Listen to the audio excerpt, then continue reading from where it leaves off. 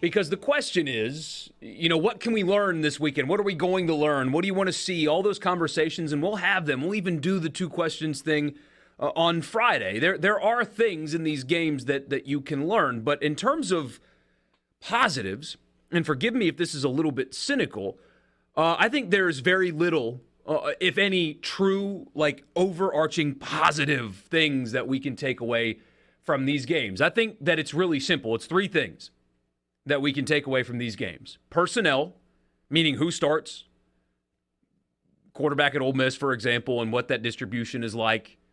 Who starts at safety at Mississippi State? What is the offensive line? Stuff like that. Who starts? Who's starting at wide receiver? Who's getting the second team running back reps after Quinshon Judkins? Those kind of things. Is Michael Trigg going to even play? Personnel you can take away.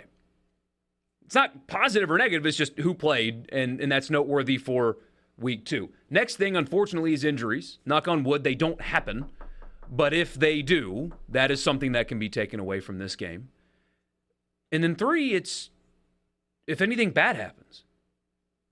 If Will Rogers plays poorly in the new system, if Jackson Dart plays poorly, if a transfer portal receiver that you were depending on has a couple of drops, if the new defense at Ole Miss is struggling to get lined up correctly, if guys are missing tackles, those kind of things.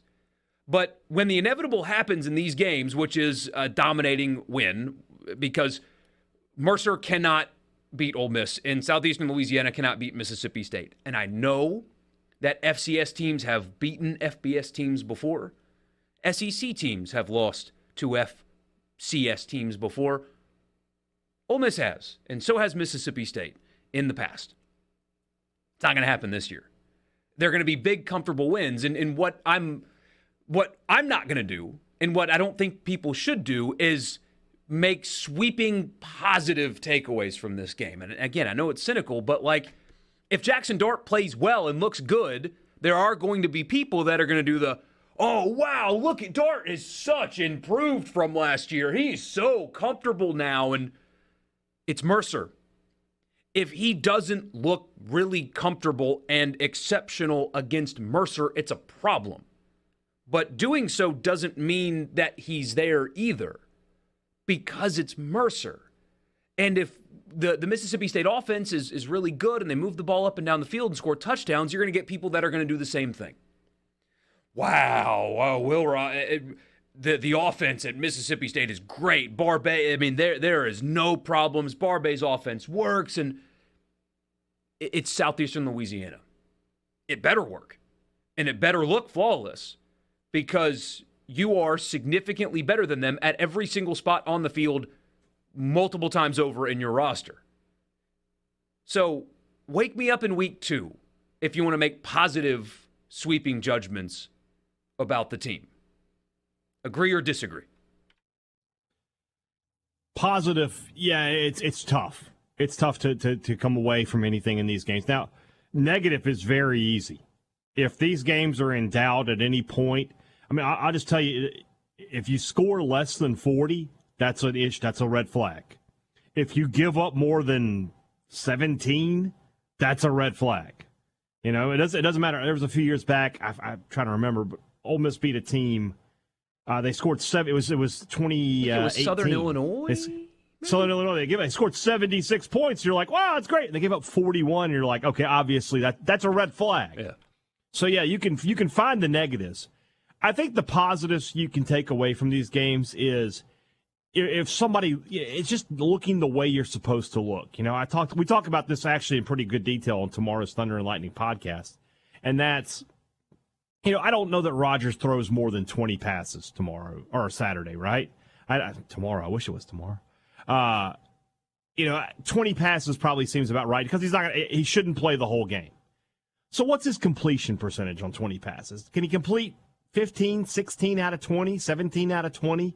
Because he shouldn't be under a lot of pressure, should have opportunities to throw the ball down the field.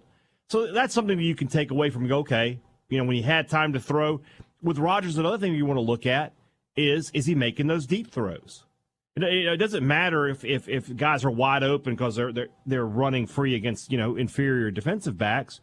is Rodgers letting it fly and that ball's going 40, 50 yards down the field? Because State needs to see that happen. With Dart, I guess it's sort of the same thing. It's, hey, is he completing passes at a high clip? That was an issue last year. Is he being careful with the football? With Judkins, I mean, my goodness, what do you really want to see, right? How many carries should Quinshon Judkins get in this game? Slide, run out of bounds. Run out of bounds, yeah. But, I mean, he shouldn't have more than 10 carries in this game at all. And then for Ole Miss defensively, what I want to say, I think Ole Miss defense, you can find some positives, right? Because there's so many questions there. So if they're dominant, they hold Mercer under 3 yards a carry, they force turnovers, that's a really good sign.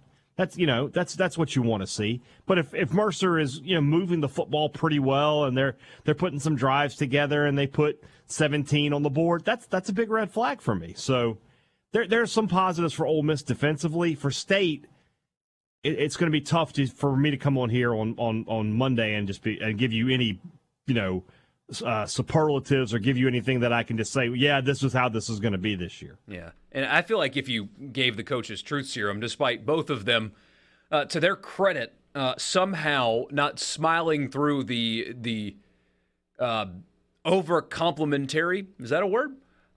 Their compliments of complimentary. Yeah, but like they took it to a next level in their press conferences about how they're going to have to be so prepared, and these are great programs, and they are for their level. I think they're both ranked, right? Isn't Mercer and CELA both FCS ranked? I think they are. I'm pretty sure they are. I know CELA is. Mercer is as well, if I remember correctly, like 22nd or whatever. But if you gave them truth serum, they would both tell you the same thing, that there's not, playing poorly, yeah, that's an issue, but there's not a whole lot here at all. So, let's put it this way. This coming Monday's show is going to sound a lot different than the next Monday's show. Yeah. More so for State than Ole Miss because, again, there are a lot of people that really think that the Tulane game is going to be like this back and forth and so close. And if it is, then Ole Miss is in trouble, considering what Tulane lost from a year ago and just kind of who they are as a program and from a roster perspective. But we'll come back here after the State-Arizona game with a lot that we have learned. And similarly with Ole Miss-Tulane. But I don't – it's health for me. If anybody gets hurt, who starts? And then, with Ole Miss, how are the quarterback snaps distributed? Is it Dart until the game's in doubt and then they put Sanders in? Or does Kiffin keep the charade up for another week? How that is handled is interesting to me. How much Walker Howard do you get to see? That's another thing, though. What if they pull Dart and the first guy on the field is Walker Howard? That would make sense to me, honestly. You want to get him as many reps as possible. I don't know. He has more than 12 games of eligibility left. I feel like you want to get him as much work as possible. Weird dynamic yesterday where Ole Miss, to a degree to their credit, giving both Dart and Sanders, or putting both Dart and Sanders in front of the media. But what they did, hey, Dad, and so Spencer Sanders was asked about his relationship with Dart. And he called it cordial, is what he called it. Said that we don't go out for ice cream.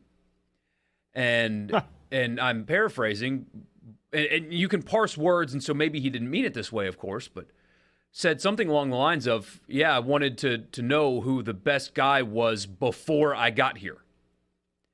And that quote was cut out of the video that Ole Miss posted of both quarterbacks' media opportunities. They cut Spencer Sanders talking about his relationship with Dart out of the video that they posted for people to see. If the reporters on the ground didn't write the quote down, they would have never would have known. Never would have known. It was Dart's clearly frustrated, which can be a good thing if he channels it and turns it into motivation and doesn't pout about it. But interesting dynamic yesterday from the two of them, where you had to, or they felt like they had to delete a quote from one of them, and the other one is openly, I'm frustrated.